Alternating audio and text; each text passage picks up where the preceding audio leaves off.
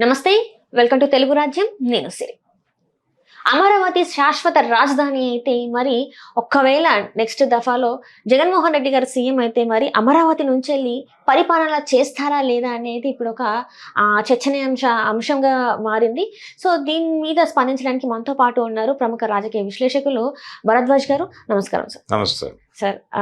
చంద్రబాబు నాయుడు గారు దీని మీద అంటే అమరావతి శాశ్వత రాజధానిగా ఒక చట్టం తీసుకొస్తా అని చెప్పేసి మాట్లాడడం, అండ్ ఒకవేళ ఏంటంటే మళ్ళీ జగన్మోహన్ రెడ్డి గారు సీఎం అయితే తను అక్కడ నుంచి వెళ్ళి పరిపాలించే అవకాశం ఉందా లేదా అనేది కూడా ఇప్పుడు ఒక చర్చ జరుగుతుంది. సో దీని మీద మీ స్పందన ఏంటి సార్? అంటే రాజధానికి చట్టబద్ధత తీసుకొస్తాను అని చెప్తున్నాడు ఆయన. రాజధానికి చట్టబద్ధత తీసుకురావటం అంటే గతంలో జగన్మోహన్ రెడ్డి ఆయన ముఖ్యమంత్రి అయినప్పుడు ఇక్కడ ఆయన 3 రాజధానుల ప్రతిపాదన చేశాడు. 3 రాజధానులు అంటే ఒకటి శాసన రాజధాని అని అమరావతి అక్కడే ఉంటుందని, పాలనా రాజధాని అనే పేరుతో సెక్రటేరియట్ మాత్రమే వైజాగ్ తీసుకెళ్ళి అక్కడి నుంచి ఆ పరిపాలన అక్కడి నుంచి నడుస్తుందని, దాంతోపాటు న్యాయ రాజధాని అనే పేరుతో కర్నూలుని ఎందుకు తీసుకొచ్చాడు ఆయన సీన్లోకి అంటే, ఆంధ్ర రాష్ట్రం ఏర్పడినప్పుడు 53లో 53 అదే మొదటిసారి పొట్టి శ్రీరాములు గారి ఆత్మార్పణ తర్వాత ఆంధ్ర రాష్ట్రం ఏర్పడిన సందర్భంగా వచ్చినటువంటి మొదటి రాజధాని కర్నూలు. ఆ తర్వాత కర్నూలు నుంచి హైదరాబాద్కి కథ వెళ్ళిపోయింది. అందుకని కర్నూలుకి కూడా ఒక సిగ్నిఫికెన్సీ ఉంది కాబట్టి అక్కడ న్యాయ రాజధాని అని ఆయన ప్రతిపాదించాడు. సరే, అది కాలేదు. మొత్తానికి కర్నూలు కుదరదు అని చెప్పి సుప్రీంకోర్టు నుంచి ఆదేశాలు వచ్చిన తర్వాత అది కూడా అమరావతిలోనే కొనసాగుతోంది. వైజాగ్కి సెక్రటేరియట్ తరలింపు అనే కార్యక్రమం కూడా జరగలేదు. ఎప్పటికప్పుడు ఇదిగో జరుగుతోంది, అదిగో జరుగుతోంది, ఈ మంత్ వెళ్ళిపోతుంది సెక్రటేరియట్ అన్నారు, కానీ వెళ్ళా. పరిపాలన మొత్తం కూడా అక్కడి నుంచే జరిగింది, అమరావతి నుంచే జరిగింది. జగనప్పుడు కూడా ఊరికేనే మాటల రూపంలో నడిచినాయి అంతే. 3 రాజధానులు అమలు కాలేదు. అమలైనట్టుగా వీళ్ళు మాట్లాడేస్తున్నారు కానీ అమలు కాలేదు. అక్కడి నుంచి అమరావతి నుంచే పరిపాలన నడిచింది. కాకపోతే జగన్మోహన్ రెడ్డి కాలంలో నిర్మాణాలు వీటి మీద డబ్బులు ఖర్చు పెట్టలేదు. అమరావతిలో ఏ కన్స్ట్రక్షన్ మీద డబ్బులు ఖర్చు పెట్టలేదు. అక్కడ ల్యాండ్ పూలింగ్లో చంద్రబాబు నాయుడు గారు జనాల నుంచి తీసుకున్న భూముల్లో నుంచి కొంత భూమిని వీళ్ళు బడుగు బలహీన వర్గాలకి, దళితులకి పట్టాలు చేసి పంపిణీ చేసినటువంటి సందర్భం ఒకటి నడిచింది. ఇప్పుడు చంద్రబాబు గారు రాగానే అవన్నీ వెనక్కి తీసేసుకున్నాడు. అది రద్దు చేశాడు. అసలు ఆ ప్రోగ్రాం రద్దు చేసి ఎవరికైతే వారు పట్టాలు ఇచ్చారో పట్టాలని వెనక్కి తీసుకుని మీకు ఇంకొక చోట ఎక్కడో ఇల్లు నిర్మించిస్తాము, సింగిల్ బెడ్రూములు లాంటివి ఏవో నిర్మించిస్తామని ఒక హామీ ఇచ్చాడు. వాళ్ళు పక్కకి వెళ్ళిపోయారు. ఇప్పుడు చట్టబద్ధత తీసుకొస్తాను అంటున్నాడు. అంటే జగన్మోహన్ రెడ్డి మళ్ళీ ముఖ్యమంత్రి అయినా కానీ దీని మీద ఇంకో నిర్ణయం తీసుకోవడానికి అవకాశం లేకుండా చేయటం కోసం చట్టబద్ధత అని చెప్తున్నాడు ఆయన పైకి. కానీ ఒరిజినల్ ప్రోగ్రామ్ అది కాదు. దీనికి చట్టబద్ధత తీసుకొచ్చి జగన్మోహన్ రెడ్డిని టార్గెట్ చేసి ఈ హడావిడి అంతా అయిపోయిన తర్వాత ఆయన నెక్స్ట్ టార్గెట్, ఆయన ప్రధానమైన టార్గెట్ జగన్ కాదు, జనం. అంటే ఎలా, ఏ రకంగా సార్? ఇప్పుడు పైకి జగన్ గురించి మాట్లాడుతున్నాడు ఆయన. ఈ చట్టబద్ధత వెనకాలన్న వ్యూహం జనం నుంచి ల్యాండ్ తీసుకోవటం. ఆల్రెడీ ఇప్పుడు 2 సార్లు అవుతుంది కదా సార్, రెండోసారి కూడా అవుతుంది. 38,000 మాత్రమే తీసుకున్నాడు. ఆ రెండో విడతలు 40,000కి జనాలు పూర్తిగా సుముఖంగా లేరు. అవును సార్. సుముఖంగా లేరు అనే విషయం అర్థమైపోయింది. అర్థమైపోయిన తర్వాత అంటే గతంలో తను ఒక పిలుపునిస్తే జనాలందరూ స్వచ్ఛందంగా పట్టాదారు పాస్ పుస్తకాలు తీసుకొచ్చి రిజిస్ట్రార్ ఆఫీసుల్లో కూర్చుని అప్పచెప్పేసి వెళ్ళిపోయారు. ఇప్పుడు సీన్ అలా లేదు. ఆయన పిలుపునిచ్చినా కానీ జనాలు ఆలోచిస్తున్నారు. కాబట్టి ఒక సెంటిమెంట్ రెచ్చగొట్టే ప్రయత్నం, అంటే మళ్ళీ జగన్మోహన్ రెడ్డి ఎప్పుడైనా వస్తే అమరావతి పోతుందేమో అనే భయం ఉందేమో మీకు, అందుకని భూములు ఇవ్వడానికి మొహమాట పడుతున్నారేమో. అదేమీ కాదు, నేను చట్టబద్ధత కల్పిస్తున్నాను దీనికి. ఇంకా ఎవరు దీన్ని కదిలించే అవకాశం లేకుండా అన్ని వైపులా అష్టదిగ్బంధనం చేస్తున్నారు.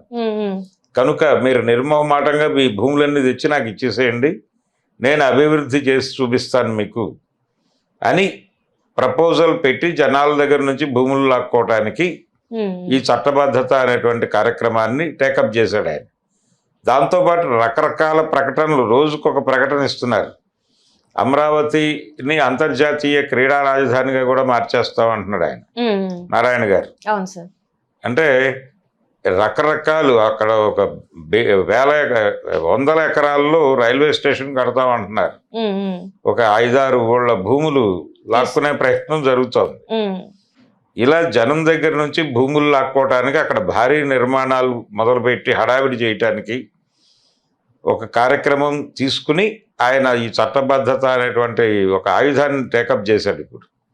అందుకని జనం మీద జరుగుతోంది ఇది, జగన్ మీద కాదు. జగన్ని అడ్డం పెట్టుకుని జగన్ భుజం మీద తుపాకీ పెట్టి జనాన్ని కాల్చే ప్రయత్నం ఇది.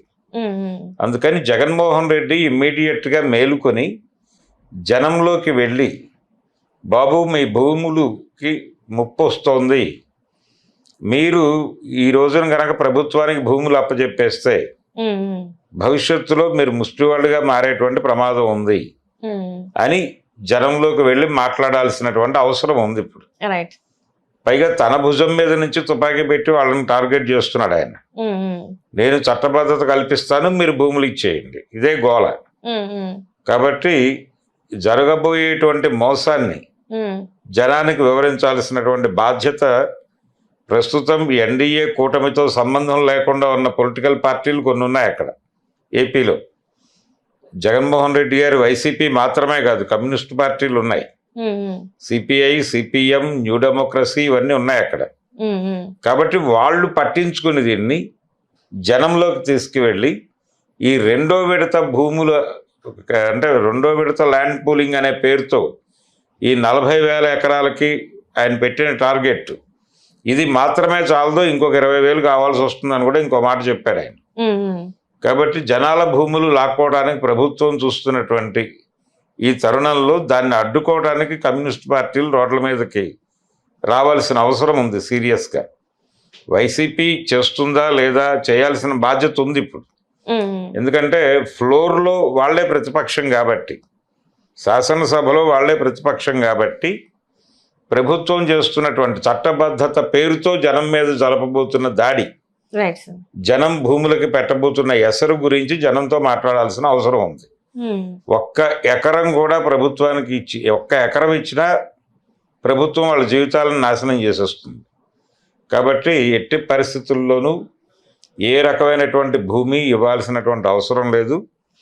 చంద్రబాబు నాయుడు గారు అభివృద్ధి అనే పేరుతో చేస్తున్నటువంటి ప్రయత్నం, కార్పొరేట్లను పట్టుకొస్తాను అని చెప్పి అడపాదడపా ఏదో కంపెనీ వచ్చి అక్కడ కొన్ని భూములు తీసుకుని కార్యక్రమం మొదలు పెడుతుంది. ఈ భూమి ఏమో జనంది, వారికి డబ్బులు ఇచ్చేది ప్రభుత్వం.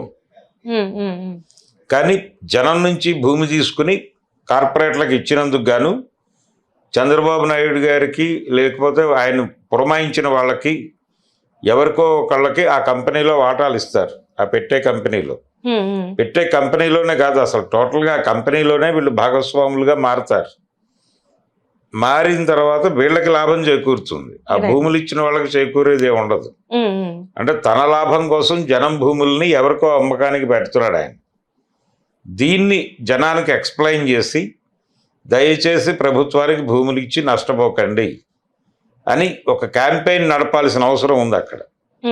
అమరావతి పరివాహక ప్రాంతాల్లో, ఆ గ్రామాల్లో, అమరావతి కేంద్రంగా ఉన్నటువంటి శాటిలైట్ విలేజెస్ చాలా ఉన్నాయి అక్కడ. ఆ విలేజెస్ అన్నీ సఫర్ అవుతాయి ఇప్పుడు ఈయన రాజధాని నిర్మాణం సీరియస్గా చేపడితే. ఈ కరేడ్ ప్రాంత రైతులు ఆల్రెడీ ఇంత ముందు వచ్చి రోడ్ల మీద కూర్చున్నారు. ఇప్పటికీ అమరావతి మోసాన్ని, ఇప్పటికీ అమరావతి పేరుతో చంద్రబాబు చేస్తున్నటువంటి మోసాన్ని మసిపూసి మారేడుకాయ చేసి, చంద్రబాబు నాయుడు ఒక అద్భుతం చేయబోతున్నాడు, ప్రజల జీవితాల్లో ఒక విప్లవం తీసుకురాబోతున్నాడు, ఈయన అమరావతి కట్టేస్తే అమరావతి ప్రాంత రైతుల కష్టాలన్నీ గట్టెక్కుతాయి, అమరావతి ప్రాంతంలో ఇంకా పేదవాడు అనేవాడు ఉండడు, ఇలాంటి ఒక నేరేటివ్ని కల్పించడానికి ఈ అమరావతి జేఏసీ నాయకులు విపరీతంగా ప్రయత్నం చేస్తున్నారు. వాళ్ళకి పదవులు కూడా ఇచ్చారు. ఈ సోషల్ అంటే దాని జేఏసీ నాయకుడిగా విపరీతమైనటువంటి ప్రాచుర్యాన్ని మీడియా ద్వారా పొందినటువంటి బాలకోటయ్య రైట్. బాలకోటయ్య గారికి పదవి ఇచ్చారు. సామాజిక సంక్షేమ చైర్మన్ లాంటి పదవి ఏదో ఇచ్చారు ఆయనకి. ఇచ్చారు. ఆయన చెలరేగిపోయి చంద్రబాబును మోస్తున్నాడు ఆయన. భజన కార్యక్రమం ఆయన. ఈ రకమైనటువంటి భజన కార్యక్రమాల్లోకి జనాలందరూ నిమగ్నం అయిపోతున్నారు. జనాలకి జరగబోయే నష్టం చెప్పట్లా వాళ్ళు. మీ జీవితాల్లో ఏదో జరగబోతోంది, ఒక అద్భుతం, అందుకనే దేవుడు చంద్రబాబు రూపంలో మీ దగ్గరికి వచ్చి భూములు అడుగుతున్నాడు కాబట్టి భూములు ఇచ్చేయండి అన్న పద్ధతిలో చెప్తున్నారు వీళ్ళు. ఇప్పుడు గనక భూములు ఇచ్చేస్తే జీవితాల్లో వీళ్ళు పొందేది ఏమి ఉండదు. ఆ భూమి ప్రభుత్వం తీసుకుంటుంది, వీళ్ళకి ఒక హామీ పత్రం రాసిస్తుంది, ఒక డెవలప్మెంట్ అగ్రిమెంట్. ఆ డెవలప్మెంట్ అగ్రిమెంట్ ప్రకారం ఒక 1200 గజాలు మాత్రమే, ఎకరాకి 1200 గజాలు స్థలం వస్తుంది వాళ్ళకి, అంతకు మించి ఏం రాదు. అంటే ఇక్కడ చూసుకున్నట్టయితే చాలా వరకు అక్కడ క్రైసిస్ అంటే ఫ్లడ్స్ ఏదైతే ఉందో అక్కడ ఎక్కువ వస్తూ ఉంటది కదా సార్. మనం చూసాం చంద్రబాబు నాయుడు గారు వచ్చినప్పటి నుంచి బుడమేరు కావచ్చు, ఇట్లాంటివన్నీ. బుడమేరు విజయవాడ గొడవ, బుడమేరు విజయవాడ గొడవ, కొంత ప్లేస్ మునిగిపోయింది, మునుగుతుంది అని చెప్పేసి. ఇది కృష్ణానది పక్కనే ఉన్నటువంటి ప్రాంతం, కృష్ణానదిని ఆనుకుని ఉన్నటువంటి ప్రాంతం. ఇక్కడ ఓవర్ఫ్లో అయితే